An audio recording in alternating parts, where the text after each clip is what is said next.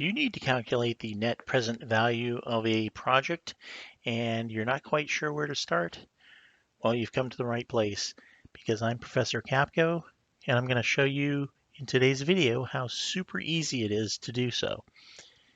But first I want to say I believe something great is going to happen for you today.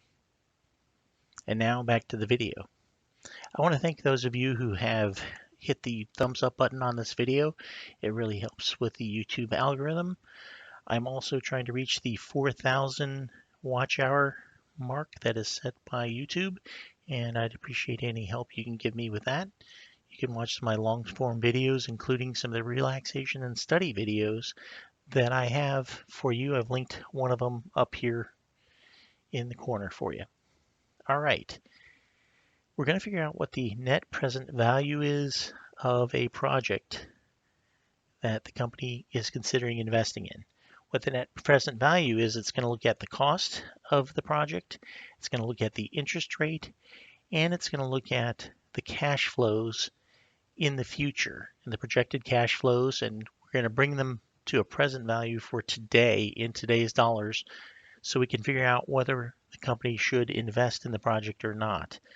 Once we calculate the net present value of a project, if it is positive, it is something that the company probably should invest in because it adds value to the company, assuming all other things are the same. If it is a negative net present value, the company probably should avoid investing in it. So let's see what we can figure out for this one. The project will initially cost a company $30,000, and over the next 5 years, the following cash flows and a 10% interest rate. The first year, they're going to get $11,000 in, and these are positive cash flows that are coming into the company. Year 2, it's going to drop down to $8,000. The projected cash flow for year 3 is $10,500. Year 4, $11,500, and then a positive cash flow in year 5 of $12,000. It's asking, what is the net present value of the project, and should the company invest in the project? Now, this is something that could be done fairly easily with a financial calculator, but Professor Capko knows not everybody has a financial calculator. If you don't have one, I'm going to show you how to do that calculation using the net present value formula. And in that formula, we're going to take the future value, which in this case will be the cash flows. We're going to look at each one individually, and then we're going to add them up. And we're going to divide it by 1 plus the interest rate, all raised to the power of n, where n is the number of periods. So we're going to take a look at that here with each one of these. So we're going to start out with the first cash flow, which is negative $30,000.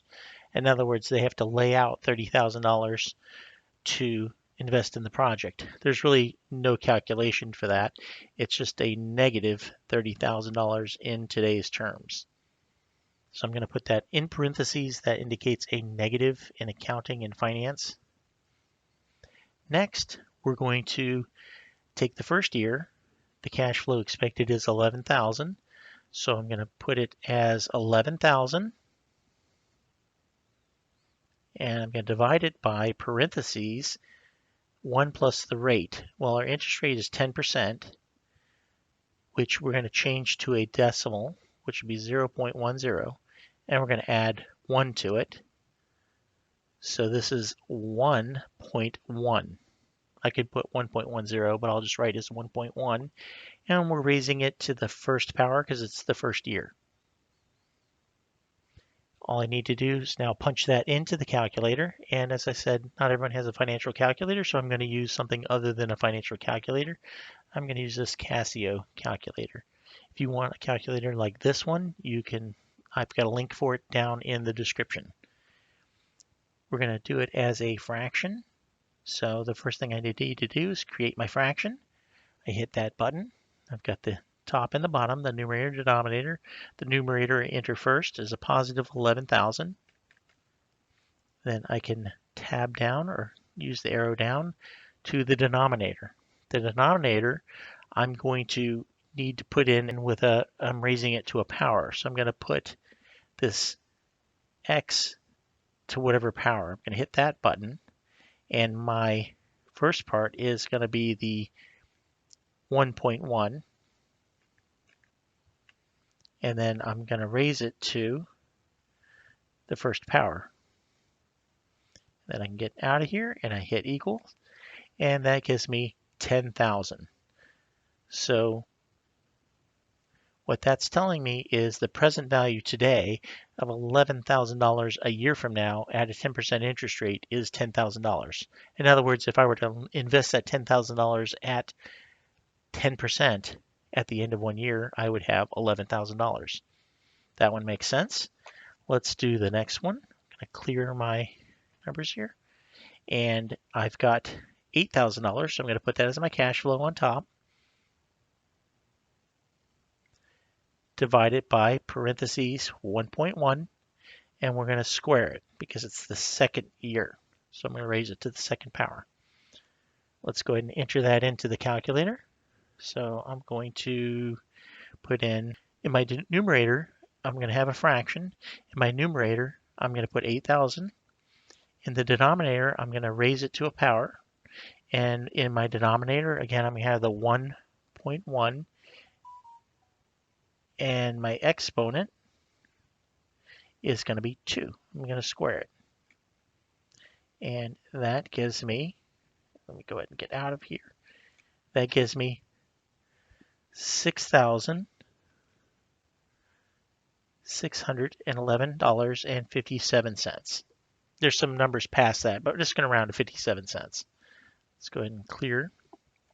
The next one is 10,500 divided by parentheses 1.1, that same interest rate, and it's the third year, so I'm going to cube it. I'm raising it to the third power. Let's enter that into our calculator, our non-financial calculator. We're doing a fraction. My numerator is 10,500. My denominator, I'm raising to a power, so I do the x raised to a power. My denominator is 1.1, and my power is 3. I'm cubing it. And I hit equal, and that's $7,888.81, if I round it, 81, because it's a 5, so 81 cents. So far, so good. Let's do the fourth year. The fourth year, again, I'm going to have 11,500. My denominator is going to be the 1.1, and it's the fourth year, so I'm raising it to the fourth power. Let's punch that into the calculator once again as a fraction. 11,500 is my numerator. On the bottom, I'm raising it to a power at 1.1, and I'm raising it to the fourth power. And I hit equals, and that gives me $7,854. I'm going to write that down. $7,854.65. If I round it, it's going to be 65 cents. We have one more year to go. It's the 12,500. So 12,500 is my numerator. My denominator is 1.1, and we're raising it to the fifth power. Let me clear this. And I've got the fraction, and the numerator is 12,500. My denominator, I'm raising to a power. I've got 1.1 is my base, and I'm raising it to the fifth power. And that equals $7,761. $7,761.52. Next, I need to total these up.